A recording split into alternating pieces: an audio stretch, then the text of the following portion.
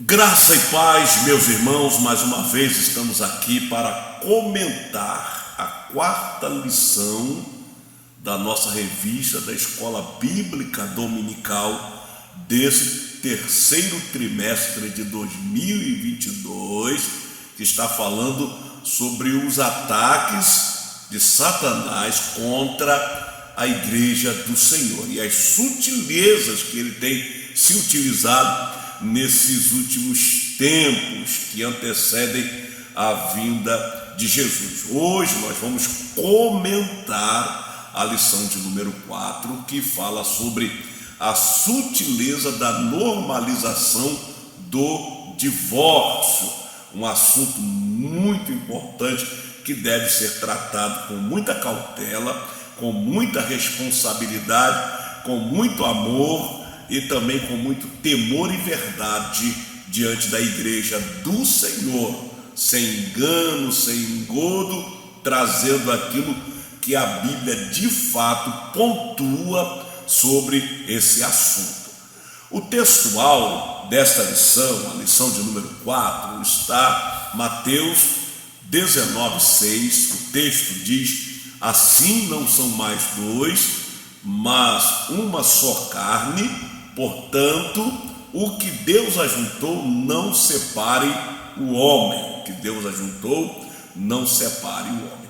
O texto bíblico, a leitura para esta lição, está no capítulo 19 de Mateus, do verso 1 ao verso 9. E eu quero aqui, com muita responsabilidade, pontuar aqui algo que me chama a atenção, porque nesse texto de Mateus, o assunto é repúdio. O assunto é repúdio e não divórcio. Não divórcio.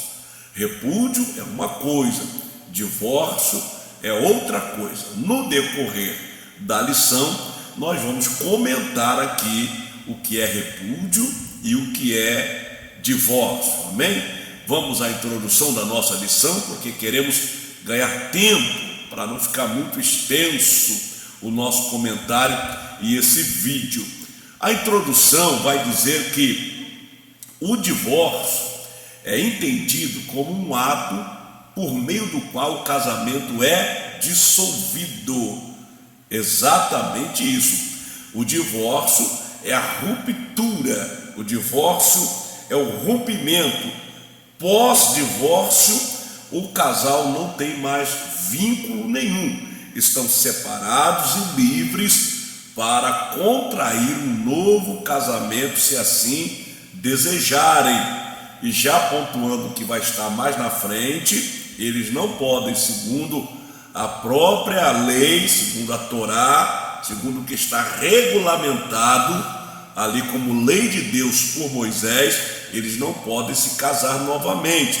Aí eu já penso naquelas pessoas que eu já assisti, pessoas vibrando porque o casal, depois de se divorciarem, eles voltaram a casar novamente, contrair matrimônio novamente.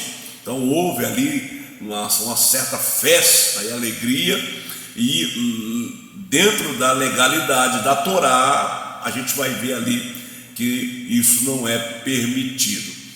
Então, nesse aspecto, continuando ali a lição, a leitura, nesse aspecto, o divórcio é a dissolução absoluta da aliança conjugal, tendo como resultado a anulação de seus efeitos civis. Aí, ambos, os dois ali, vão cada um pegar uma nova certidão, agora uma certidão de divorciados, que vai dar a eles o direito de novamente, civilmente, casar-se novamente. Continuando, dependendo da cultura, dos pressupostos religiosos praticados e da motivação que levou à ruptura do casamento, a prática do divórcio pode permitir os cônjuges contrair um novo casamento ou não. Isso nós vamos ver no decorrer da nossa lição aqui, do nosso comentário aqui e daquilo que a Bíblia coloca para nós. Quem pode e quem não pode casar-se novamente Isso vai depender do motivo do divórcio, tá bom? A lição de hoje fará uma análise sobre o divórcio no contexto da cultura bíblica e contemporânea, devido à tendência contemporânea de vulgarizar o divórcio, tornando-o banal e normal. É o que está se observando aí dentro do ambiente da igreja, porque isso aqui é para a igreja, tá? Isso aqui é para a igreja, tá bom? Eu parto desse princípio, que é para a igreja.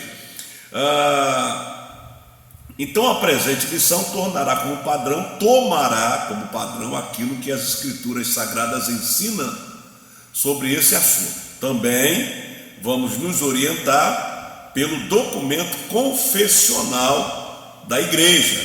E aqui, claro, o documento confessional das Assembleias de Deus, o que lá na frente nós vamos comentar e fazer uma pontuação em cima dessa questão aí do documento, tá? Então vamos lá para o primeiro tópico.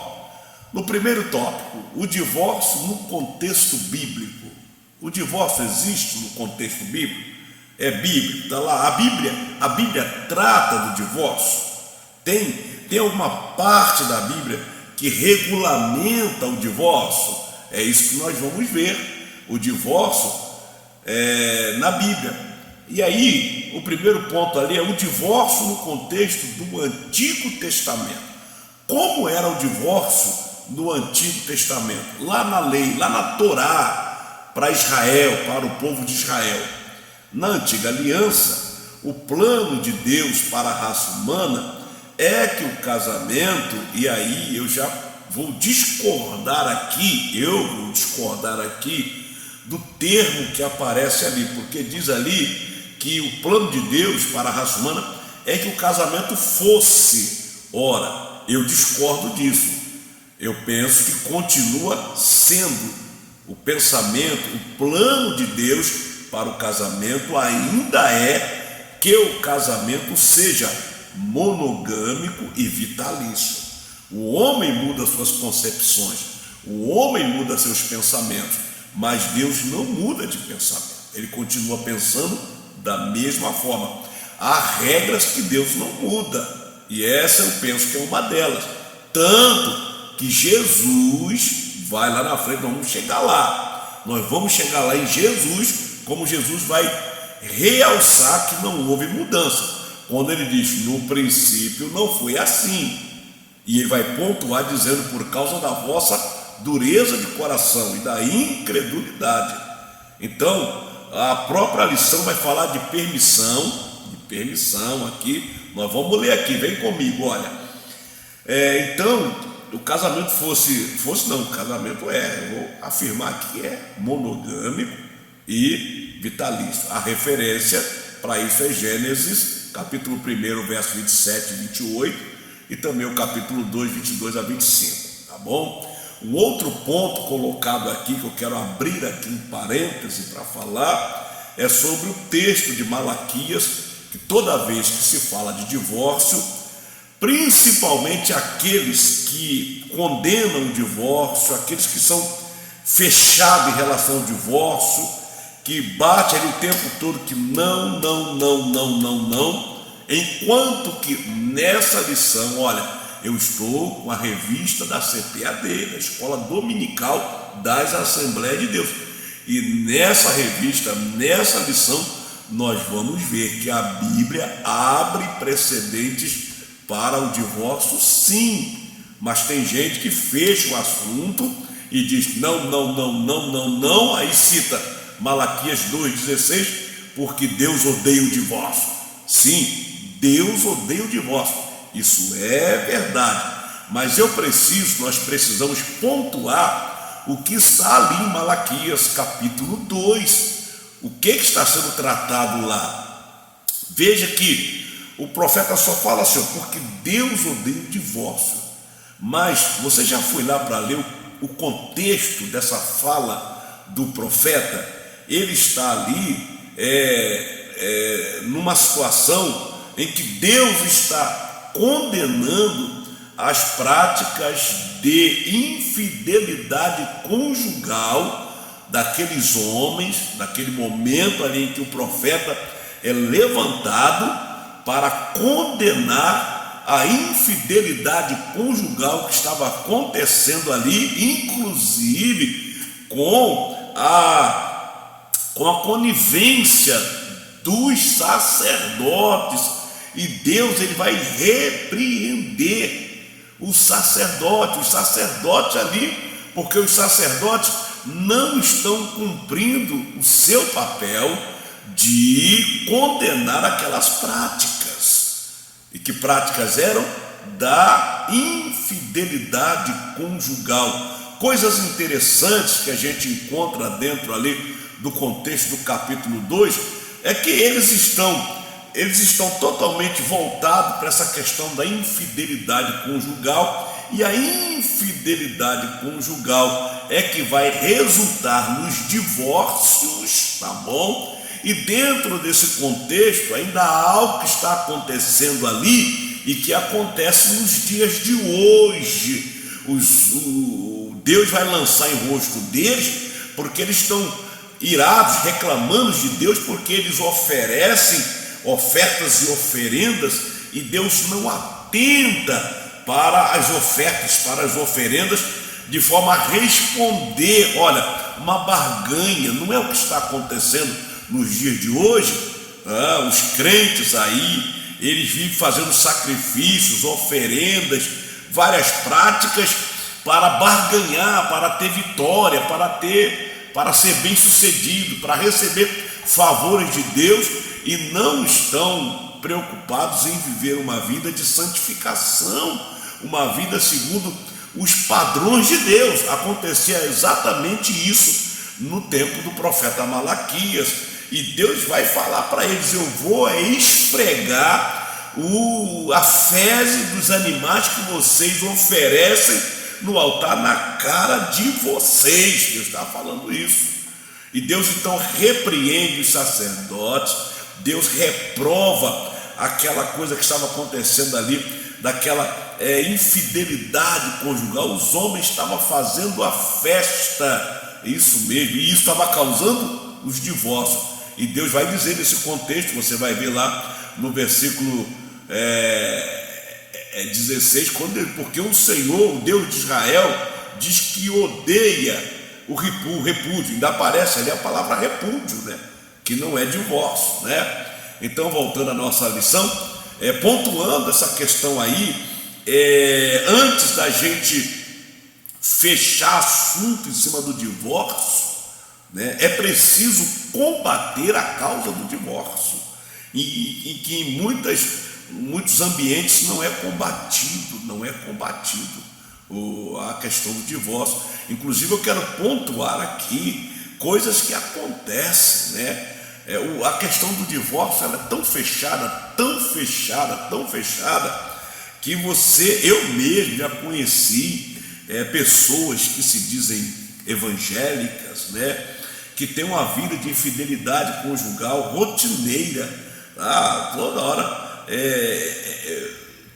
todo tempo aí. Eu conheço pessoas que já tiveram essas quedas 3, 4, 5, 6 vezes, mas elas têm a coragem, a disposição para serem infiéis, para cometer essa infidelidade conjugal, mas elas não têm coragem para divorciar-se. Isso é de uma hipocrisia terrível. É terrível. Você vai para essa pessoa, você conversa com ela. Eu já conversei com pessoas assim, né? Pessoa já tinha lá 3, 4, 5, 6 quedas, e vai lá, queda, volta cá, passa pela disciplina, volta à comunhão, cai de novo, volta cá, passa pela disciplina, cai de novo, e vai. Por que você não se divorcia? Não, divorciar não, Deus odeia o divórcio. Deus odeia o adultério, Deus odeia a infidelidade conjugal, Deus odeia a quebra dos mandamentos, Deus odeia. O divórcio é só uma consequência, é só o resultado dos seus atos, nesse caso. Então aí a citação de Lucas, de Malaquias 2,16, a gente também quis pontuar aqui essa questão aí da causa, que em muitos ambientes, assim como lá no contexto do capítulo 2, estava acontecendo ali. Continuando ali a lição, contudo, em certos casos, o divórcio era previsto e em outros aparece como uma permissão. Não falei aqui, pastor, só vai fazer apologia? Não, eu vou comentar a lição e a lição está respaldada na Bíblia, tá? Está respaldada na Bíblia. Então vamos lá. Eu acho interessante lá no terceiro tópico, tomara que dá tempo para chegar no terceiro tópico aí. Em Deuteronômio, capítulo 24, o texto afirma que uma das condições para o divórcio era o marido encontrar coisa feia na esposa. A expressão hebraica errat dabar, traduzida como coisa feia, possui o sentido de nudez ou vergonha. O texto não especifica o que significa essa expressão. Isso deu margem para uma série de debates pelas escolas rabínicas que a interpretava de diferentes modos. Veja bem, havia dentro da Torá, da lei, tá, uma permissão, uma brecha, uma abertura, tá, para, no caso aqui, vai entrar o repúdio, né? Aqui vai entrar o repúdio. E aí, o que é repudiar? Repudiar é o abandono, é largar, deixar de lado. O divórcio é o rompimento. E veja que a igreja, ela bate muito no divórcio, ela condena o divórcio, ela não aceita o divórcio, ela condena, ela não deixa, não pode, se divorciar, ela excomunga, ela tira da comunhão, mas o repúdio, pouco se fala no repúdio. E o repúdio, ele pode estar em muitos lares, olha que eu já ouvi, já ouvi, né? Então veja, a lei tinha uma brecha lá, o chamado ervat dabar, eu não sei falar hebraico, né? Então, ervat dabar, né? Tem que falar com aquela coisa toda, eu não sei falar, que era traduzido como coisa feia. Na verdade, ali fala ali que isso abria vários debates. Então, o que acontece? Na questão da lei, da Torá, e é bom se pontuar aqui, que os judeus eles têm a lei escrita e a lei oral, tá? A Torá escrita e a Torá oral. E quando eles têm que construir ideias, que nós chamamos de doutrinas ou de coisas, quando eles têm que construir uma coisa, eles vão apelar para as duas, para a Torá oral e para a Torá escrita, e eles vão fazer ali um negócio ali, e o interessante é que sempre é em benefício próprio. Então havia os debates lá, cada rabino tinha a sua interpretação, cada rabino. É por isso que tem as Midrash, tem os Talmud, né? As interpretações, tudo isso a partir da Torá escrita e a Torá oral. Então, por exemplo, tinha um lado dos rabinos que eles tinham a ideia de que se o homem, depois de casado, encontrasse alguma coisa feia na mulher, agora veja, essa coisa feia, segundo comentários, essa coisa feia poderia ser o nariz dela, por exemplo. Esse nariz dela é feio, esse nariz é feio. Eu não gostei dessa orelha. Na nudez, porque a mulher estava sempre coberta, na cultura oriental, a mulher está sempre cheia de pano, né? Então, quando desnudava ali, ele achava alguma coisa lá, não gostei daquele negócio ali, é coisa feia. Ele podia repudiar, ele podia encostar lá no canto, e ela não deixava de ser propriedade dele, porque ele pagou o dote por ela, tá? Ela era dele. Ele podia repudiar, colocá-la no canto lá, tá? Desassisti-la, tá? e casar com outra e viver a sua vida normalmente, mas ela não podia, porque ela era dele, tá? Olha como eram as interpretações.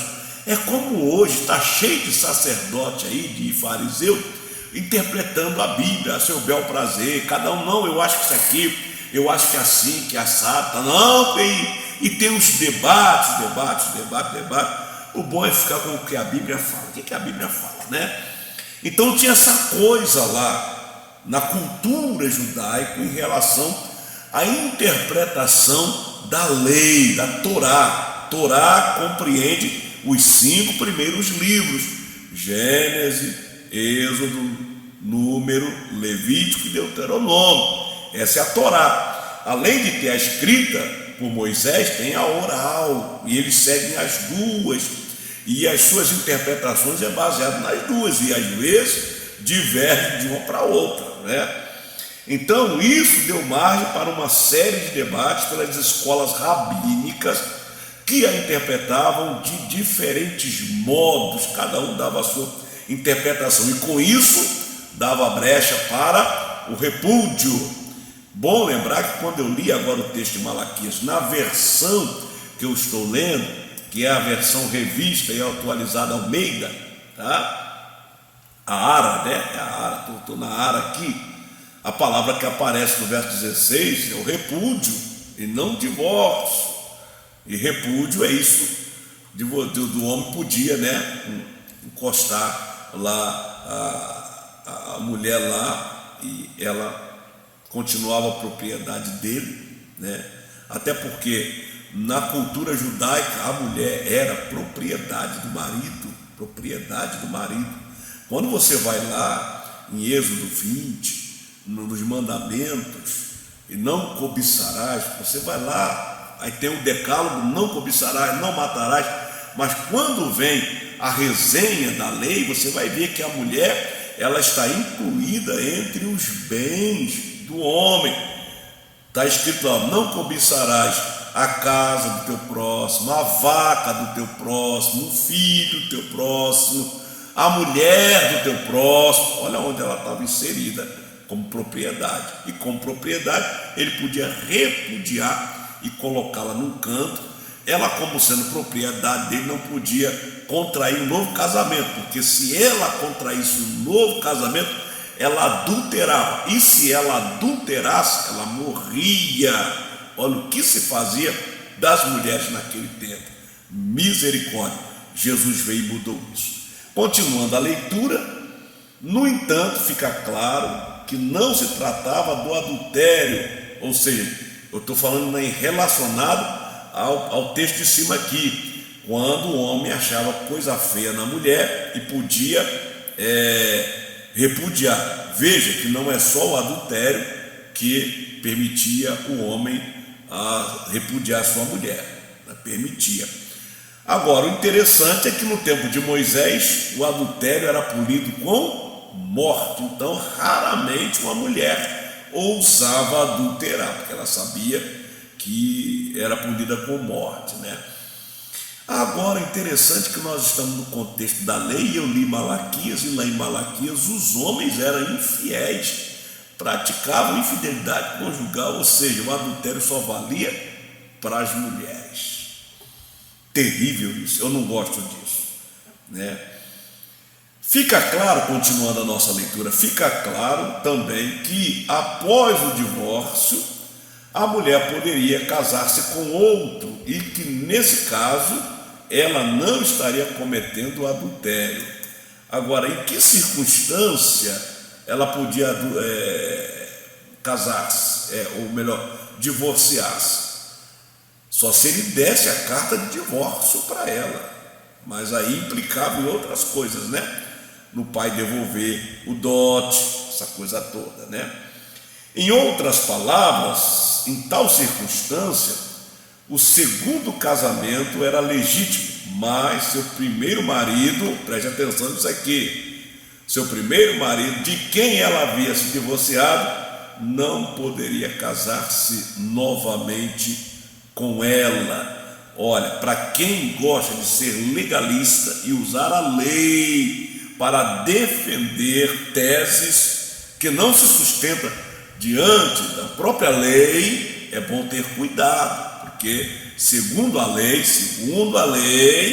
depois do divórcio, eles não podiam se casar novamente.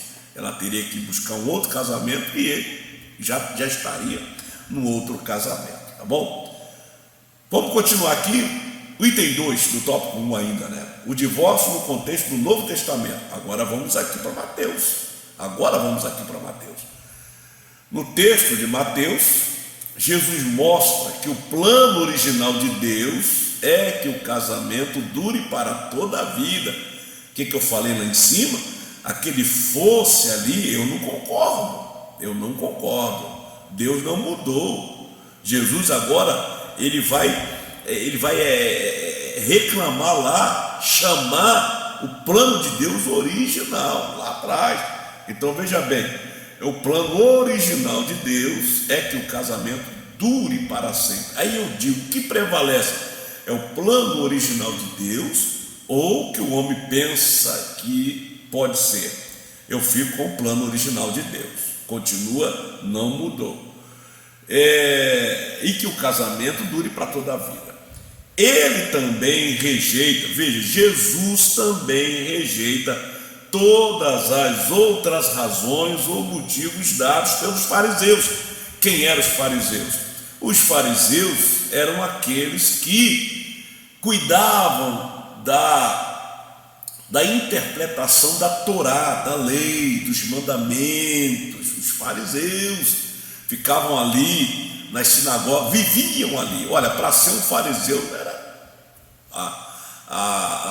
o curso, vamos assim falando, para se graduar no fariseu, misericórdia, né? Hoje eu acho que pouca gente seria aprovado para ser um fariseu. O pior é que depois de aprovado se tornavam piores do que demônios. Essa é a verdade. Então Jesus também rejeita todas as outras razões ou motivos dados pelos fariseus para justificar o fim do casamento, inclusive a coisa feia, quando ele diz: eu vos digo que aquele que repudiar a sua mulher, né, a não ser, aí ele vai abrir uma brecha, que é o adultério, que é a infidelidade conjugal. Então, a infidelidade conjugal, segundo Jesus, é a única brecha ali para que haja o rompimento, a ruptura, o cancelamento, a dissolução, a dissolução do casamento.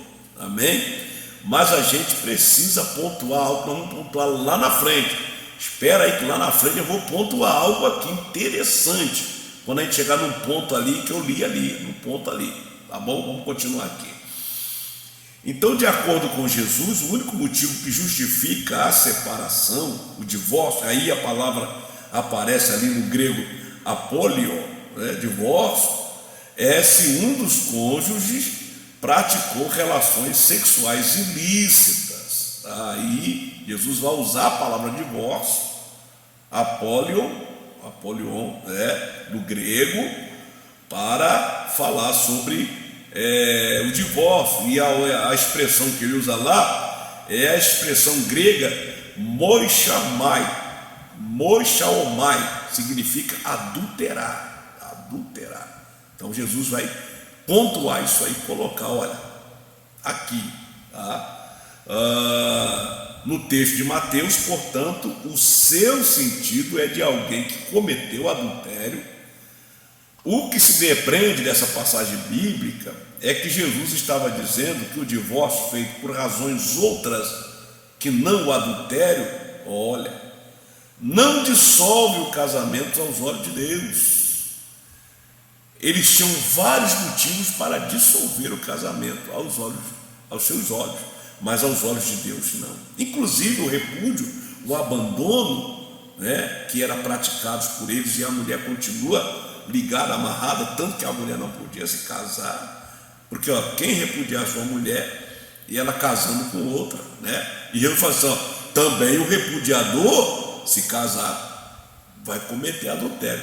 E eles tinham medo do adultério, porque a lei dizia não adulterarás. Então por isso que eles ficavam arrumando jeitinhos para cometer adultério, de forma que a sua consciência não acusasse. Não é isso que acontece hoje? As pessoas ficam arrumando jeitinhos para se escapar. Mas Paulo vai dizer uma palavra, eu acho que é no capítulo 2 ou 3 ou 4 de Romanos: ninguém será indesculpável diante de Deus, né? Continuamos aqui o nosso comentário. Dizendo isso de outra forma, alguém que já sofreu uma traição conjugal tem direito a um novo casamento. Veja bem, eu já vi pessoa defendendo o não divorciar a custo da vida do outro, a custo da vida do outro.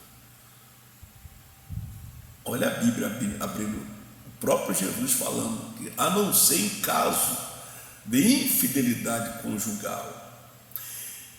É bom que a Bíblia ela define ali, que aparece ali a palavra aqui é moixalmai, o grego aqui, que ela está dizendo que é adultério, né?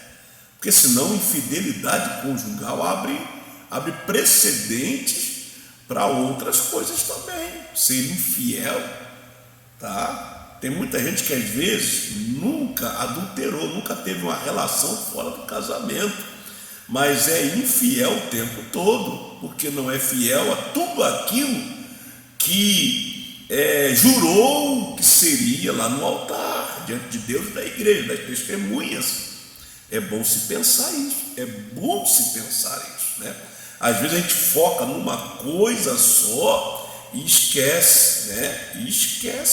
Não, há um conjunto de situações que são consideradas por Deus, um conjunto de situações que são consideradas por Deus. Continuando a leitura: contudo, se a motivação não for infidelidade conjugal e ele se casa com outra, comete adultério.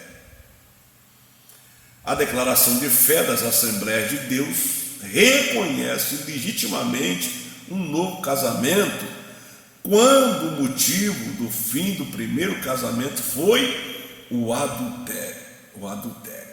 Bom, aqui eu quero pontuar algo que eu falei que lá na frente eu ia pontuar, porque mais embaixo aqui nesse mesmo tópico, depois do comentarista ele discorrer sobre as falas de Paulo, né? As falas de Paulo ali fazendo ponderações, colocações: olha,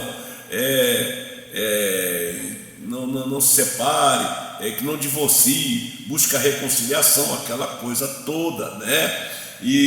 Mas se porém um se converteu, o outro não se converteu, e o outro abandonar, e o convertido está livre para poder casar-se novamente. Essa fala de Paulo aqui ainda no primeiro tópico, né?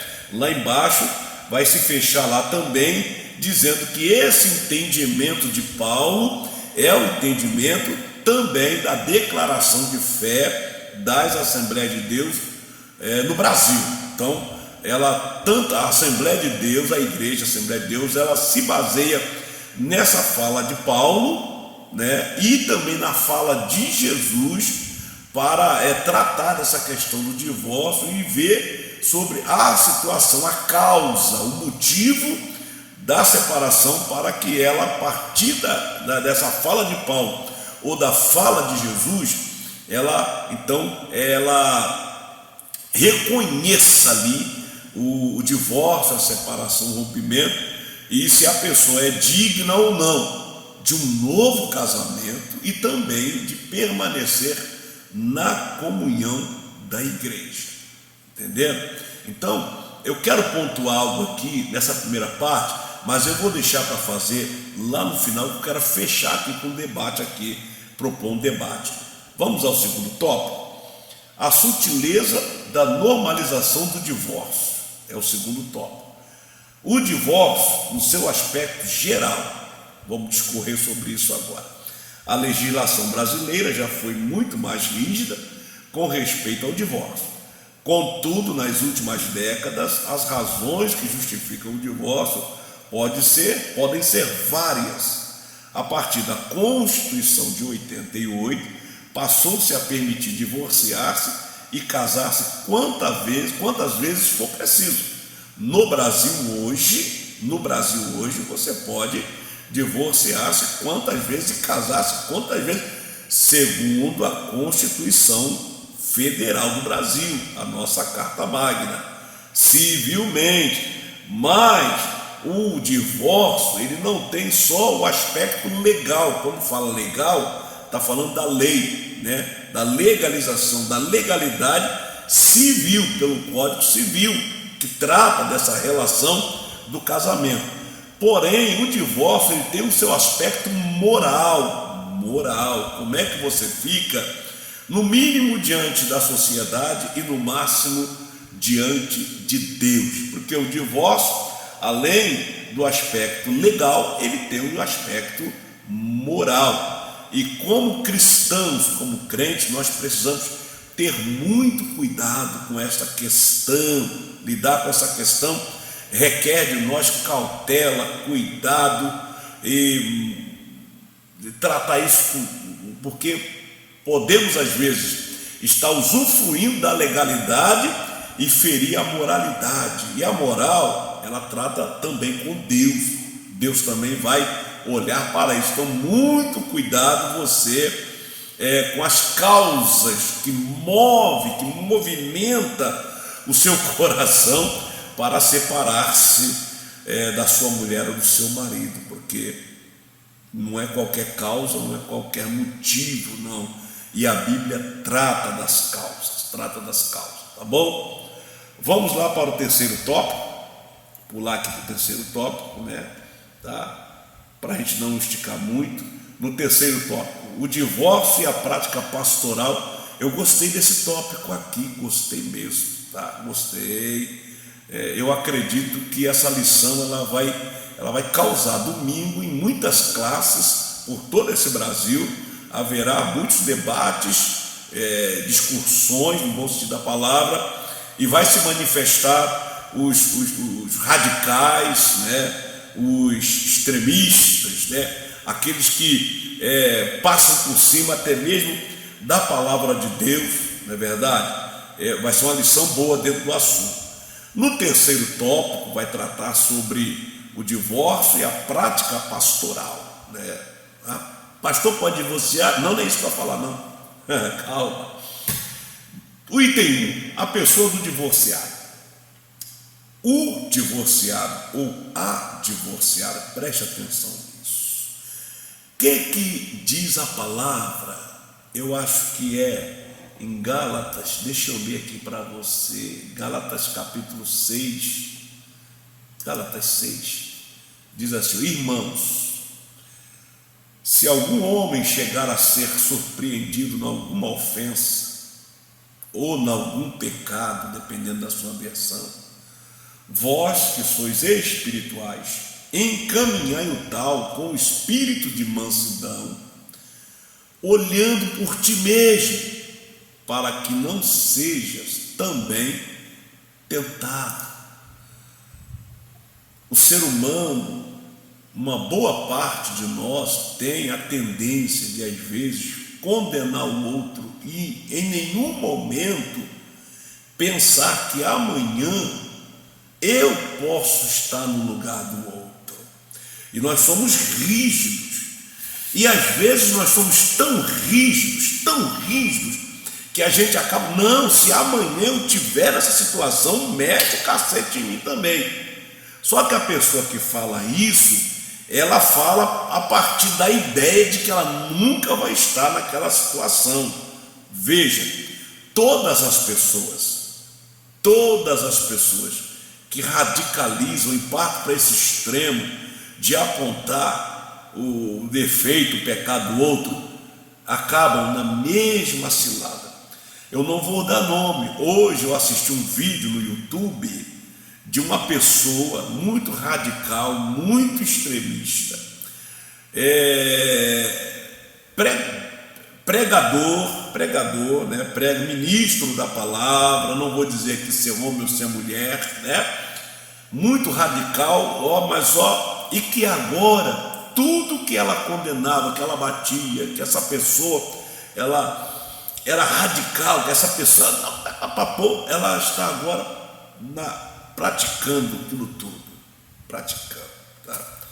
E a psicologia, a psicanálise vai apontar essa tendência no ser humano de que o que incomoda ele é exatamente aquilo que incomoda ele, ou seja, a gente sempre vai bater no nosso erro, é naquela vontade que a gente tem de fazer, é naquilo que a gente gostaria de fazer, gostaria de ser, gostaria de estar, mas por questões limitantes em nós, né, moral, religiosa, podagem, a gente, por não fazer aquilo, não atender o ID, né? O ID, não atender as pulsões do ID, porque fica ali o ego e o superego brigando ali, ego e superego, né? O ego está a fim de partir, o superego está ali, não vai, e o ID vai, aquela guerra ali, né?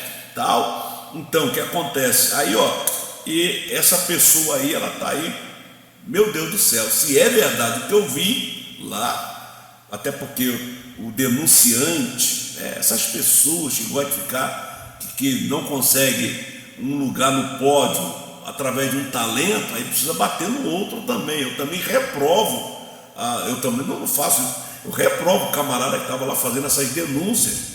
Isso é uma coisa que ele está fazendo, um erro não justifica o outro. Não é porque você errou que eu vou expor o seu erro. Acabei de ler ali Gálatas capítulo 6, o verso 1. Encaminhar em tal com o Espírito Santo, olhando para ti mesmo, porque você pode ser o próximo. Entendeu? Então, voltando aqui ao terceiro tópico, né? Como é que se trata a pessoa divorciada? Qual o tratamento que ela merece? Como ela deve ser tratada? Colocada para fora, botada, excluída, dispensada, repudiada também, repudiada, olha o termo aí, abandonada, largada, indesejada. Que bom, eu gostei aqui da parte 3 aqui, né? É uma pessoa e como tal deve ser vista. Quem passou por esse processo sabe o quão traumático é. Sentimentos de rejeição, medo, abandono, muitas vezes continuam presentes na vida de quem passou por uma separação. Isso fica muito mais complexo quando há filhos gerados no relacionamento. A alienação parental é uma tentação, mas nunca a forma mais adequada a ser buscada. Divorciados devem obter aconselhamento pastoral, devem ser tratados, devem ser acolhidos, colegas, amigos, ministros da palavra. Tenhamos essa sensibilidade, tiramos um pouco o foco do tema, do problema e olhamos para a vida que está em jogo, a vida que está em jogo. E eu vou falar daqui a pouquinho sobre a vida, que eu vou fechar aqui propondo um debate aqui. Eu estou com 43 minutos, eu tenho mais 10 minutos aí, tá bom? Então, deve haver um aconselhamento pastoral e concomitantemente o acompanhamento psicológico não pode ser negligenciado, tem que oferecer, né? Porque está todo ferido, todo machucado. Esse tópico 3 aqui é fantástico, está tratando como deve ser tratado. O 2, o divorciado como cristão. Outra coisa acerca de quem passou por um processo de divórcio diz respeito à sua condição de membro da igreja. Talvez esse seja um dos principais desafios pastorais da atualidade. Os pastores são desafiados dia a dia a tratar com essa questão. Os casos de divórcios se multiplicam e as razões que os motivaram nem sempre são bíblicas. Nem sempre são bíblicas. Cada situação deve ser analisada com cuidado, de forma que o divorciado não deixe de ser visto como alguém que é amado por Deus. Escute isso. Ele não pode sentir-se que é visto como alguém que não é amado por Deus. Tem uma vida ali. Tem uma vida ali. Vou terminar a leitura aqui. Cada situação deve ser analisada com cuidado, de forma que o divorciado não deixe de ser visto como alguém amado por Deus. Contudo, que esse amor não sirva de justificativa para anular a justiça de Deus, que exige uma vida que se orienta pela palavra, com muita consciência, com muito cuidado. Mas o que a Bíblia diz? Que Jesus não veio para quebrar a cana trilhada, a cana que já está amassada, e nem apagar o pavio que fumega. Entende isso? A pessoa já está quebrada porque passou por um processo horrível, terrível, que nenhum de nós quer estar no lugar dela, porque machuca. Talvez circunstâncias obrigaram a chegar àquele ponto. Então essa pessoa ela deve ser abraçada, acolhida. E aqui, para fechar o nosso assunto de hoje, eu quero levantar um debate aqui, né? Como eu falei lá atrás, para fechar aqui, né, nesse tratamento, quando diz aqui, lá no tópico 1 ainda, né, fala sobre a declaração, né, baseado nas palavras de Paulo e nas palavras de Jesus. Jesus vai dizer que só o adultério abre precedente para o divórcio. E Paulo vai colocar que se, por exemplo, se a esposa se converte e o marido, por causa da conversão dela, abandonar ela, dizer, olha, eu não quero casar com uma mulher que é crente. Então, nesse caso aqui, Paulo está, depois de Jesus falar que só o adultério, Paulo agora está aqui também postulando aqui que essa questão aqui, a igreja deve considerar essa mulher livre e dar a ela o direito de construir sua vida novamente. Pegando essa de que Jesus diz que só o adultério, e Paulo vem e abre mais um precedente aqui, que é no caso o abandono pelo marido não crente, porque o marido crente, se ele abandonar, ele tem que resolver a situação ali, entendeu? Eu quero convidar os colegas a gente rever também algo que precisa ser revisto nos dias de hoje, coisas que acontecem hoje que eu acho que não acontecia, eu penso que não acontecia no tempo de Jesus. No tempo de Jesus não acontecia. Principalmente agora, depois do advento do movimento feminista. O movimento feminista trouxe uma revolução, uma mudança radical dentro dos relacionamentos conjugal. E hoje nós vivemos uma outra realidade. E o que eu quero pontuar aqui? A questão da violência que está hoje em muitos lares, em muitas famílias. A violência. Até onde uma pessoa ela deve, por conta do documento da Assembleia de Deus, suportar uma violência, quer seja física ou quer seja psicológica, até onde ela deve se submeter a isso por causa do documento da igreja. Eu penso que a igreja precisa repensar isso, tá?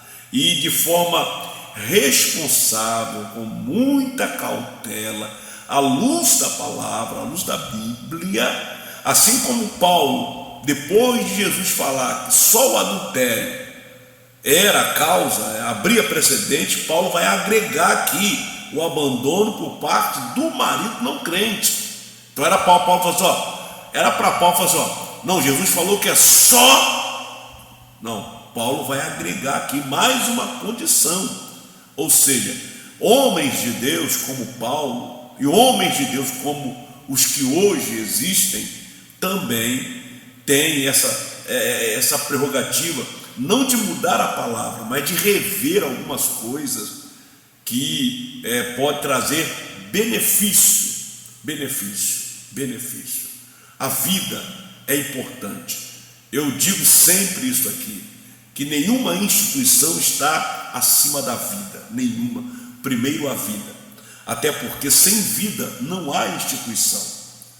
O documento da igreja, maravilhoso, necessário, louvável, saudável, tem que haver e ser respeitado e considerado. Não é para pegar, não, mas a gente precisa repensar algumas coisas. E eu quero aqui, dentro desse assunto, que vai ser tratado na escola do próximo domingo, dia 24 de julho de 2022, e que as nossas convenções, assim como os concílios, concílio de Nicéia, de Trento, que eram convocados para debater e sacramentar ali doutrinas, né, que passaram a fazer parte da vida da igreja. Nós precisamos ter esses. Eu não estou aqui falando como o pastor que foi infeliz em dizer que a Bíblia precisa ser revisada. Não, de modo nenhum. Não tem nada para revisar na vida, na Bíblia, nada. A Bíblia está perfeita. O que nós precisamos é rever alguns conceitos em prol da vida, porque pessoas estão morrendo. Aliás, eu diria, muitas pessoas estão mortas, debaixo de opressão, de sistema de morte, vivendo num matrimônio, num casamento ali de morte. Por quê? Porque a igreja não permite. A gente precisa rever isso e pensar na vida, pensar nas pessoas e não matá-las. Volto a dizer o que a palavra diz, que Jesus não veio para quebrar a cana trilhada e nem apagar o pavio que fumega.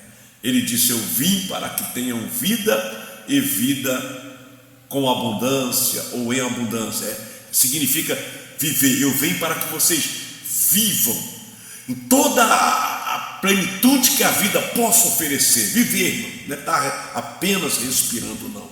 É viver, é ser feliz, é ser livre, é viver, é ter prazer na vida e não viver um sistema de morte, porque é para a vida que nós fomos chamados, nós fomos tirados da morte. Então não podemos manter a morte sobre pessoas. Vamos pensar nisso, vamos. Eu deixo aqui a minha proposta, chamando aí a consciência dos colegas ministros do Evangelho, que tem na mão o poder de pensar isso, de pensar essas coisas, porque muitas pessoas estão morrendo na mão de outros, por conta às vezes de um documento. Fica aqui o meu pedido, e que Deus abençoe a sua vida.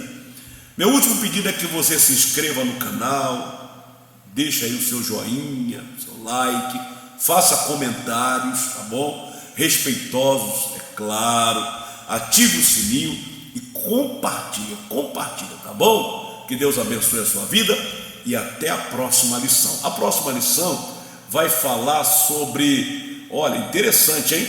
A sutileza do materialismo e do ateísmo. É a lição da próxima semana, a 5ª lição desse trimestre, e eu espero você aqui, tá bom? Que Deus abençoe a sua vida, amém?